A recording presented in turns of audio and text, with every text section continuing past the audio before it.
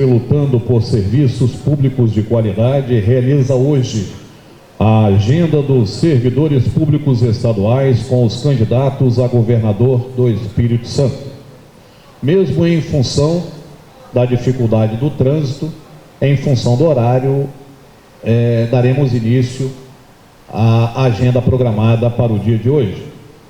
Para compor a mesa, nós convidamos inicialmente a presidente em exercício do Sindipúblico, Maria Madalena de Lucena e Costa Lira.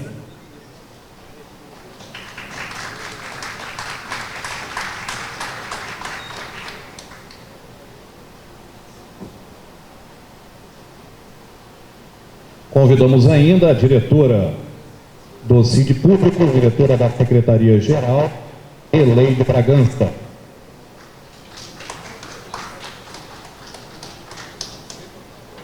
Sentando ao centro, convidamos a candidata Camila Valadão, pelo PSOL.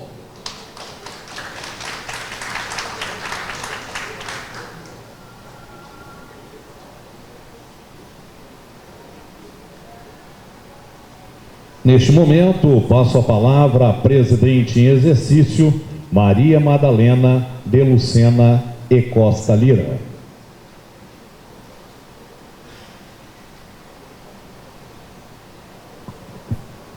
Alô, bom dia a todos.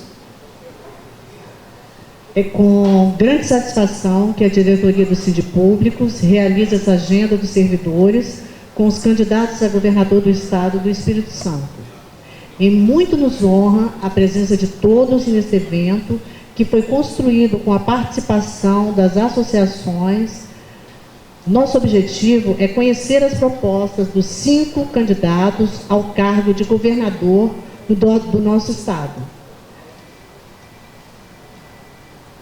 Não só no que tange as reivindicações do funcionalismo público estadual, mas principalmente no que se refere à gestão das políticas públicas.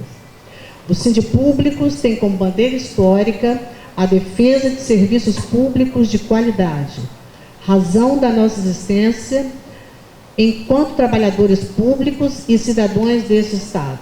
Portanto, entendemos como oportuno ouvir destes candidatos um posicionamento sobre nossos questionamentos, quais seus compromissos com a sociedade capixaba e com o conjunto do funcionalismo, considerando que há dívida social de demandas reprimidas dos últimos governos.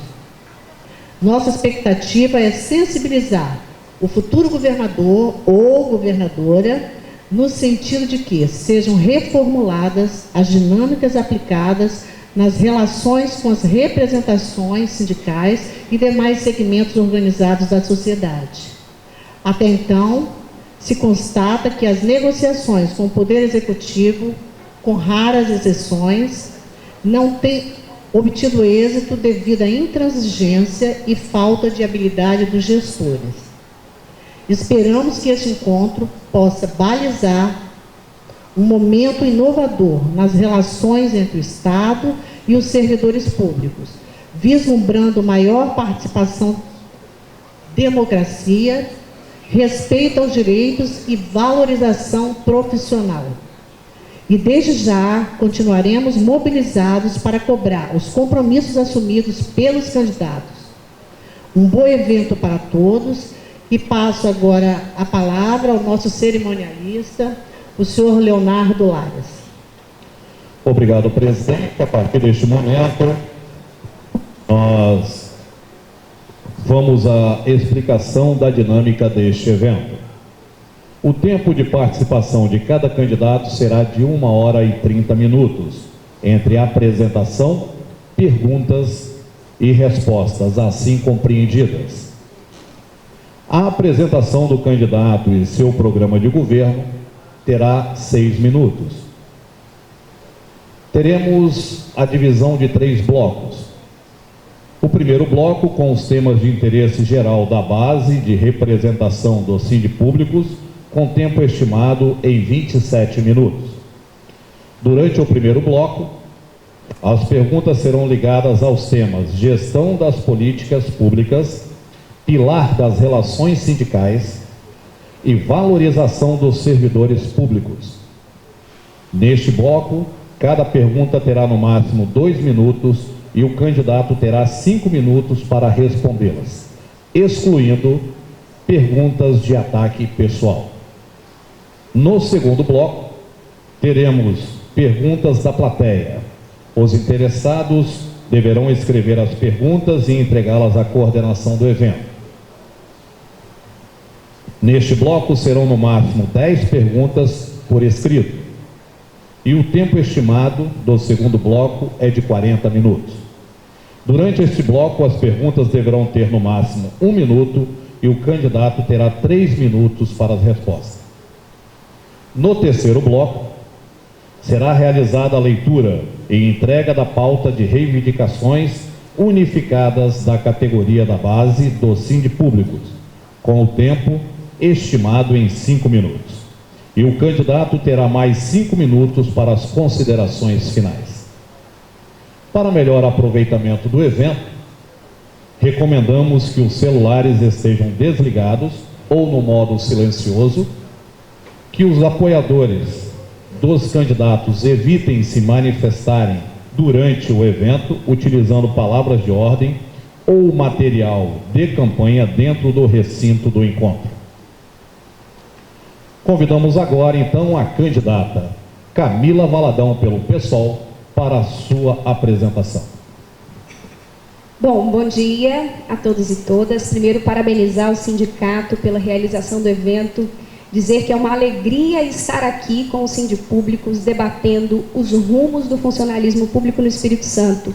E mais do que isso, assumindo o compromisso do PSOL com o sindicato e com as pautas travadas aqui pelos trabalhadores.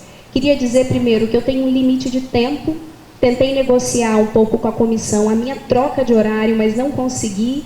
Eu não estou liberada, diferente dos outros candidatos, sou trabalhadora e não tenho liberação do trabalho, portanto estou numa negociação aqui, justamente em respeito a todos e todas, mas participo do primeiro bloco, no segundo, meu vice que está aqui, assume para que a gente possa receber aí a pauta de reivindicações do sindicato.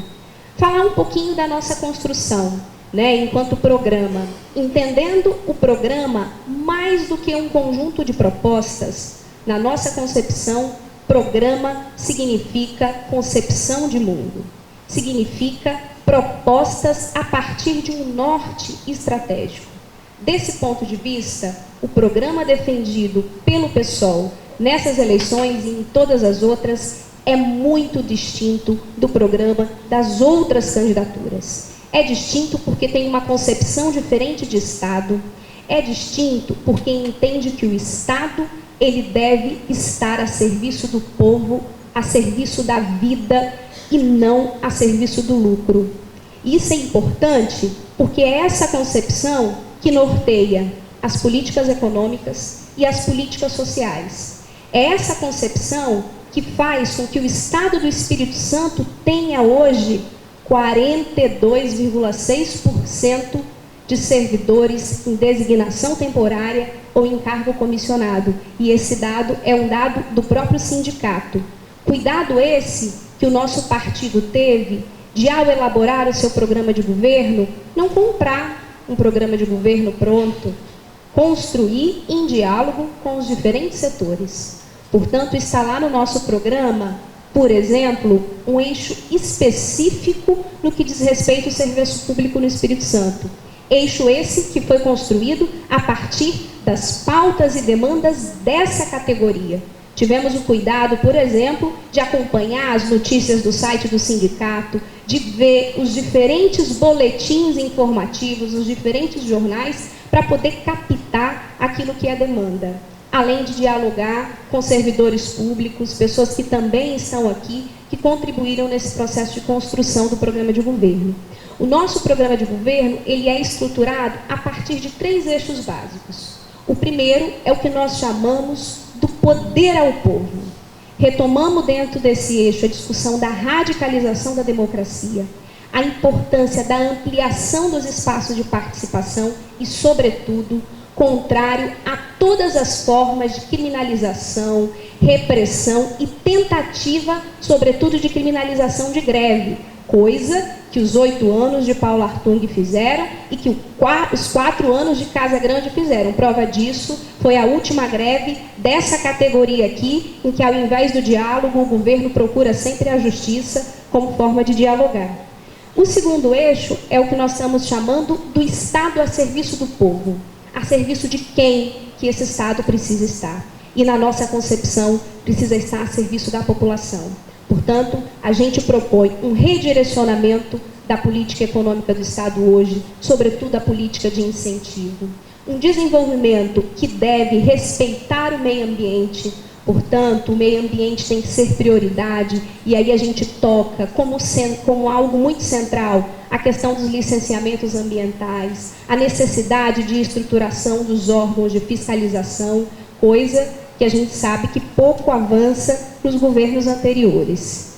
E o terceiro eixo é o que nós denominamos de mais direitos e mais liberdades. Portanto, retomando a necessidade da educação, da saúde, da mobilidade humana, que, sobre o nosso ponto de vista, é mais do que uma política de transporte, é uma política de mobilidade das pessoas, direitos humanos e as políticas para os setores historicamente oprimidos, como mulheres, negros, indígenas, juventude, criança e adolescente.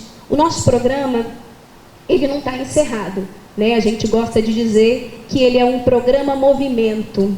O que significa isso? Ele está em permanente construção. Em cada espaço em que vamos, cada vez que a gente vai para a rua dialogar com as pessoas, com o eleitor, nós somamos propostas a esse programa.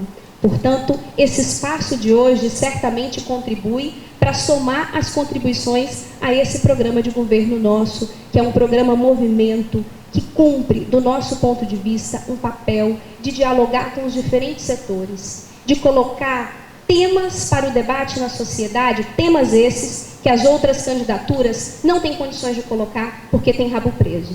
E a nossa não tem rabo preso, e com essa tranquilidade a gente vai para os diferentes espaços com autonomia, que é resultado dessa construção, que é resultado desse diálogo com os diferentes setores e que é resultado também do que significa a nossa candidatura, que hoje é financiada apenas pela militância do partido e não recebe, por exemplo, doações de empresas. Cumpri meu tempo exato. Obrigado, candidata.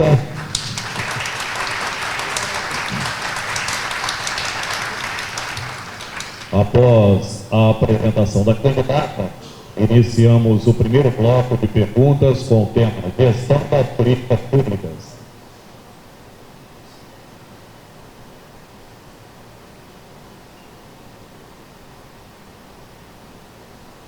Considerando que em sucessivos governos temos vivenciado, vamos dar uma verificada nesse microfone aqui.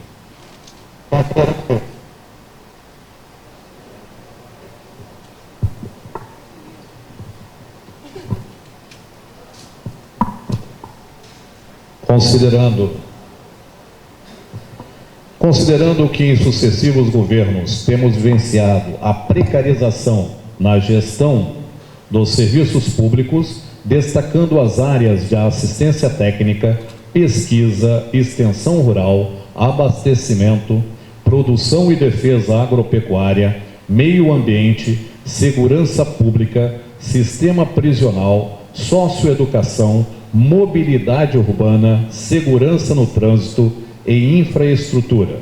Sabedores que entre os principais fatores que contribuem para essa precarização estão inseridos os seguintes itens: terceirização dos serviços, manutenção de número excessivo de cargos comissionados e contratações temporárias e carência de concursos públicos, tráfico de influência e fisiologismo, falta de transparência e de participação democrática dos servidores na implementação dos projetos. Pergunta, candidata: quais as medidas efetivas que estão sendo planejadas em seu projeto de governo para combater essa precarização? 5 minutos, candidata.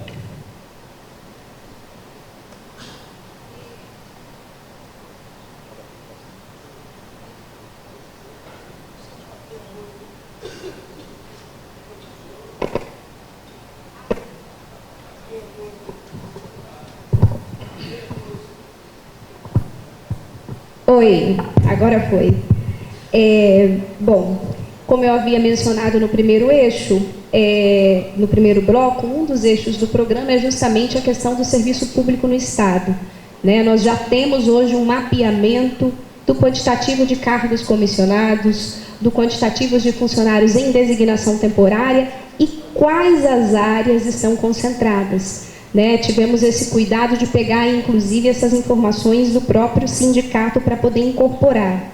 Um dos nossos compromissos, que eu acho que responde bem a essa questão, é a promoção de concurso público nas mais diferentes áreas, e aí, a partir desse diagnóstico que nós já temos, inclusive, a necessidade do aumento real aí do salário dos servidores, portanto, a necessidade de debater, inclusive, com as categorias, a questão da remuneração, as condições adequadas de trabalho, e aí nós sabemos muitas vezes as condições em que esse trabalho é realizado nos diferentes espaços, sem equipamento, sem estrutura e sem condições de atender de fato com qualidade à população. E a implementação de planos de formação e qualificação permanente. Né? Nós achamos que terceirização e cargo comissionado nada mais é do que corresponder muitas vezes aos palanques dos candidatos, onde é necessário você manter um alto nível de cargo comissionado. E é impressionante quando a gente vai discutir a necessidade da realização de concurso público, a primeira desculpa é a lei de responsabilidade fiscal. Não podemos dar aumento de salário porque a gente se depara com a lei de responsabilidade fiscal. Não podemos realizar concurso público porque nos deparamos com a lei de responsabilidade. Mas nos chama muita atenção como que a lei de responsabilidade fiscal não é argumento, por exemplo, para aumento de salário de deputado, para aumento de salário de juiz ou para outras estruturas do serviço público. Então, que lei é essa que, na hora de discutir condições adequadas para o trabalho, ela é argumento? Na hora de discutir a necessidade de servidor público efetivo, de carreira, para atender bem a população, essa lei é também utilizada como desculpa. No entanto, nesses momentos em que são aumentados os salários de deputados, os salários desses que estão aí no poder, essa lei não é desculpa. Portanto, nesse sentido, o nosso compromisso e o compromisso do PSOL na gestão pública são com servidores e a necessidade de serem servidores de carreira, efetivos, com seus planos de cargos e salários, e mais do que isso, uma outra política de diálogo com as categorias profissionais. Né? Uma outra política de diálogo, por exemplo, com servidores, com seus sindicatos, que não seja apenas a partir do recebimento da pauta, portanto, algo que seja mais permanente. Não sei se eu dei conta de responder. Obrigado, candidata. Já conseguiu um tempo menor para a resposta. Passamos agora ao segundo tema, que é pilar das relações sindicais. Considerando que está assegurada na LC 46/94, a negociação coletiva permanente para dirimir as demandas das relações de trabalho entre diversas categorias do funcionalismo público estadual e o Estado, e que na prática tal diretriz não é implementada, haja vista a permanente falta de diálogo com as representações, prevalecendo sempre a intransigência dos gestores e não estabelecer um canal permanente de negociação, fazendo com que o diálogo entre o Estado e as representações de trabalhadores públicos se torne letra morta de nossa legislação. A pergunta, candidata: qual a sua visão a respeito da negociação coletiva como forma de dirimir as demandas dos servidores públicos e qual a sua proposta para assegurar de forma efetiva a negociação permanente com as entidades representativas das categorias? 5 minutos. Bom, eu já tinha mencionado que um dos eixos do programa é poder ao povo, né? Justamente porque o compromisso de diálogo e o compromisso com os trabalhadores, ele é mais do que uma simples proposta de governo, né? Ele é mais do que um item do programa.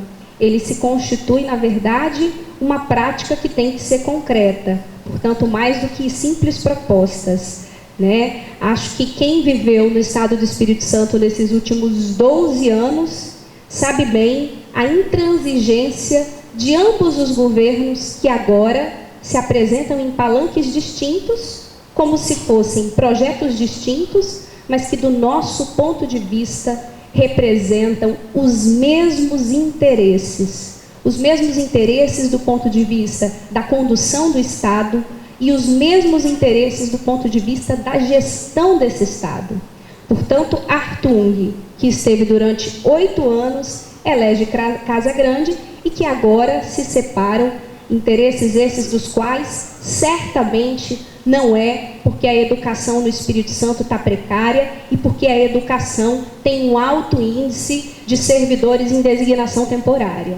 Não é porque a saúde no Espírito Santo está cada vez mais precária e cada vez mais sendo entregue à iniciativa privada, porque essa é a realidade do São Lucas, essa é a realidade do Jaime. Certamente não são por esses interesses, ou porque o transporte público no Espírito Santo é muito precário e constitui praticamente uma máfia. Não são esses interesses que fizeram com que esses candidatos se dividissem no momento dessa eleição. Portanto, os interesses dos quais estão em palanques distintos, nós não temos conhecimento. Certamente não são também essas pautas apresentadas aqui. E a intransigência marcou os 8 anos de Paulo Artung. E aí, quem esteve em mobilização sabe disso, e falo isso com muita tranquilidade, porque durante esses 12 anos estivemos na luta do lado das mais diferentes categorias, né? Portanto, a intransigência com os diferentes movimentos esteve nos 8 primeiros anos desses 12 que eu menciono, e também agora nesse segundo governo. Portanto, a ideia de poder ao povo, que é o primeiro eixo do nosso programa de governo, é justamente valorizando a autonomia funcional, é valorizando o serviço público e as suas entidades de representação, é valorizando porque é fundamental para a democracia. E aí, gente, democracia não é ordem no sentido estático, né? Democracia é justamente possibilitar o exercício da manifestação, o exercício da expressão. Portanto, quando a gente menciona lá poder ao povo, são dessas dimensões que nós estamos falando. Portanto, o respeito dos trabalhadores se organizarem, o respeito dos trabalhadores protestarem e reivindicarem melhores condições de trabalho, né? Então, esse é um compromisso nosso, mais do que uma simples proposta, como eu mencionei, é um dos eixos e é o primeiro eixo do programa, porque do nosso ponto de vista foi exatamente a intransigência e a ausência desse diálogo que marcou esses 12 anos do Espírito Santo e que para nós deve ser uma página virada. Para nós precisamos virar essa página da história e avançar no sentido de ter um Estado, sim, que consiga sentar com as diferentes categorias, negociar as diferentes pautas de reivindicações, respeitar a autonomia funcional, e aí para ter autonomia funcional também é necessário ter servidor, aí voltamos ao primeiro ponto, é necessário ter servidor público, efetivo e de carreira, né? Acho que é isso. Obrigado, candidata. Gostaríamos de lembrar a todos que membros da equipe estão entregando papel e caneta para serem formuladas as perguntas pela plateia, e assim que as perguntas forem formuladas, basta levantar o braço para que os membros da equipe possam ir até os presentes e recolher as perguntas para o segundo bloco. E agora nós vamos então ao terceiro tema, valorização dos servidores públicos. Considerando que o serviço público só é possível graças ao empenho dos servidores públicos e sua atuação, é diretamente proporcional às condições de trabalho e infraestrutura para uma efetiva prestação de serviços públicos de qualidade à sociedade. E sabedores de que os salários dos servidores há anos sofrem arroxo em virtude de correções inferiores aos índices inflacionários, do valor ínfimo do auxílio alimentação, das condições de trabalho que sequer respeitam a legislação de saúde e segurança no trabalho. Pergunta, candidata: em seu plano de governo, existe a previsão de valorização, profissionalização e reestruturação das carreiras públicas no Estado? 5 minutos. É impressionante como no momento da eleição, um discurso que aparece bastante é o discurso da modernização. É necessário modernizar o serviço público. E esse discurso foi muito presente no Brasil, sobretudo a partir de Fernando Henrique, no sentido do discurso do modernizar, muitas vezes relacionado ao transformar o público como algo ruim, ou como algo lento, ou como algo inferior. Então, o discurso, muitas vezes, para modernizar, acaba sendo também o discurso para privatização, ou para terceirização. Por que eu estou falando disso? Eu tive o cuidado de ler de forma bastante atenta os diferentes programas de governo dos meus adversários políticos. Portanto, li de maneira muito atenta o programa de governo de Paulo Artung, programa de governo de Casagrande, de Roberto Carlos e do companheiro Mauro Ribeiro, que do nosso ponto de vista está do mesmo lado que nós nessa batalha aqui. Então, o que é colocado? A necessidade de modernizar o Estado. Esse discurso é muito permanente, precisa modernizar. Mas aí a gente vai ver a fórmula para modernização é justamente repassar para a iniciativa privada a execução de alguns serviços, onde o Estado deixa de estar muitas vezes na execução direta e terceiriza, repassa para a iniciativa privada. Aparentemente não tem nenhum problema disso, mas o Estado ele deixa de executar muitas vezes aquilo que é tarefa e aquilo que é obrigação. E deixa de cumprir, muitas vezes, esse atendimento qualitativo à população, e como eu mencionei, para nós isso é muito estratégico. Então, como que esse discurso da modernização, ele precisa ser visto por todos nós com bastante atenção. Então, modernizar para quê? Modernizar para onde e para qual direção nós podemos modernizar. Então, estou falando isso justamente para entrar em algumas das propostas que nós construímos dentro desse eixo da pergunta que foi apresentada, que é como construir uma revisão e implementação dos planos de carreiras e a regulamentação aí do auxílio creche e do adicional insalubridade, que essa, inclusive, é também uma das reivindicações dessa categoria, e isso precisa ser feito em diálogo com as diferentes categorias. E como também implementar planos de formação, qualificação permanente, adequando aí as necessidades desse serviço público aos usuários desse serviço, que devem ser, em última instância, a nossa prioridade. Mas como realizar isso sem terceirizar? Ou como realizar isso sem passar para a iniciativa privada? Então, como garantir que isso seja executado diretamente pelo Estado com qualidade? Nós achamos que é possível. Nós achamos que é possível porque, desse ponto de vista, temos uma concepção muito diferente de qual que deve ser o papel do Estado.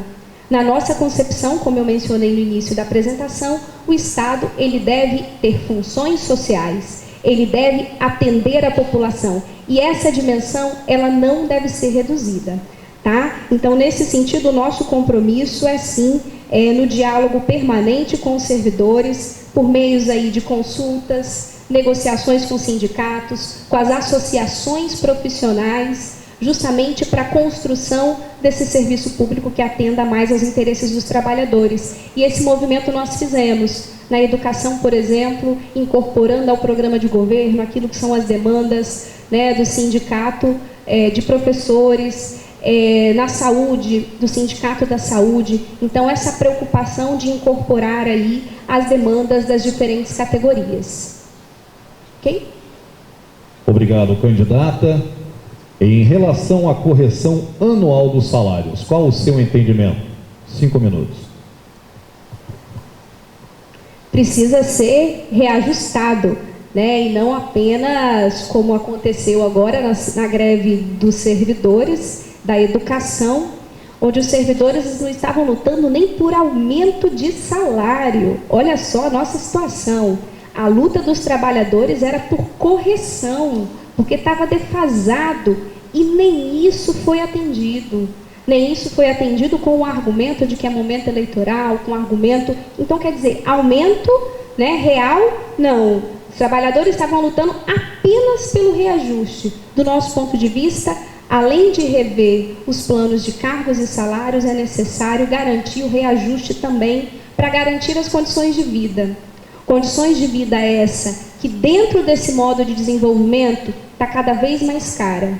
Está cada vez mais caro comer, está cada vez mais caro acessar o serviço de transporte, está cada vez mais caro garantir condições de saúde e educação.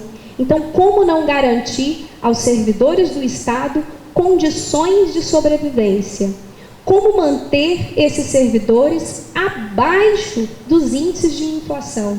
Sequer a gente consegue corrigir hoje de acordo com os índices de inflação vigente, né? Portanto, ter essa atenção. E aí eu acho que esse diálogo permanente que nós já mencionamos no início é parte desse compromisso, no sentido de reajustar, no sentido de manter sempre condições de vida dignas. Afinal de contas, defendemos condições de vida dignas para a população e defendemos também condições de vida digna para os servidores do Estado, porque, sem dúvida, é servidor bem remunerado, é servidor efetivo, é servidor com carreira que atende melhor aquilo que deve ser a prioridade do Estado, que são as pessoas. Okay? Obrigado, candidata. Só para lembrar e reforçar as perguntas da plateia, como nós teremos vários momentos com diversos candidatos, estão chegando perguntas de outros candidatos que ainda não estão presentes. Por favor, indicar o nome do candidato para que nós possamos então direcionar ao candidato específico, já que são perguntas a mais de um candidato. Em relação à resposta da senhora, o que a senhora considera como valor adequado a ser pago a título de auxílio alimentação? 5 minutos. Só uma perguntinha, esse já é o segundo bloco? Ainda não. Você pode repetir, por favor? Porque eu estou preocupada, gente, com a troca de bloco. Como eu mencionei com vocês no início, eu preciso sair. Ainda era o primeiro bloco ainda. Você pode repetir, por favor? Então, a pergunta dentro do primeiro bloco, o que a senhora considera como valor adequado a ser pago a título de auxílio alimentação? Até 5 minutos. Um valor fixo nesse caso? Não pensamos aqui desse ponto de vista nenhum valor fixo. É óbvio que a alimentação é necessário garantir aí um valor que dê condições de se alimentar, né? Portanto, de comprar. Mas nós não estabelecemos aqui dentro do nosso programa nenhum valor estipulado, justamente porque dentro desse eixo, como eu mencionei, a ideia é a manutenção do diálogo, portanto, com a categoria, portanto, com o sindicato, acatando e negociando aquilo que é demanda e sempre reajustando, né? Porque é necessário reajustar, porque, como eu mencionei, o valor das coisas sobe, o valor do alimento sobe bastante, inclusive, essa cesta básica que fica cada vez mais cara, né? Então, desse ponto de vista, a nossa proposta não é, no nosso programa, nenhum valor fixo, fechado, nenhum valor monetário, mas é esse compromisso do diálogo e é esse compromisso do reajuste, mantendo as condições de vida, né? Levando em consideração as necessidades de atualização dos valores. Obrigado, candidata. Como penúltima pergunta do primeiro bloco, a senhora entende que os servidores que recebem pela modalidade de subsídio também têm direito ao auxílio alimentação?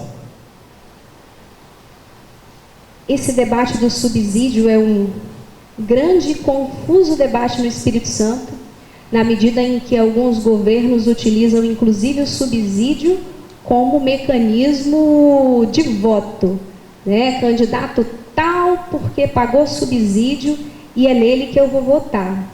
Para nós, o subsídio é algo que precisa ser repensado dentro dessa ideia de garantir o servidor público bem remunerado. Portanto, a nossa defesa é a defesa salarial, a defesa dos salários e não a defesa dos subsídios. Não que os subsídios não tenham que ser pagos, né? Não que os subsídios não possam ser garantidos, mas eles precisam ser garantidos dentro da lógica de valorizar mais esse servidor, dentro da lógica de reconhecer mais a importância do exercício desse trabalho. Mas a nossa defesa é pela incorporação salarial, é por salário digno, né, para que todos e todas tenham garantidas aí as suas condições de trabalho. Portanto, o subsídio, o abono, que é algo debatido, né, e que acaba sendo aí um tema bem polêmico, sobretudo em alguns setores do serviço público, é algo que para nós precisa ser debatido com bastante atenção, porque precisa ser incorporado salários. E esse é um tema que nós incorporamos, inclusive, dentro do programa de governo, a partir do diálogo aí com esses diferentes setores. Obrigado, candidata. Como última pergunta do primeiro bloco, a senhora considera que a isonomia salarial entre carreiras de igual atribuição e responsabilidade deve ser implementada? Até 5 minutos. Sim, devem ser implementadas. Isonomia salarial é um tema importantíssimo e como que nós temos no âmbito do Estado diferentes remunerações, diferentes funções, né? E aí a necessidade, mais uma vez, desse debate ser realizado com as categorias profissionais. Algumas têm defesas, por exemplo, de pisos salariais. Algumas têm defesas, por exemplo, de quais metas, né, de remuneração aí, de acordo com cada carga horária trabalhada, né? Então, para nós, a isonomia salarial, garantir isonomia para as diferentes funções é algo fundamental também. Obrigado, candidata.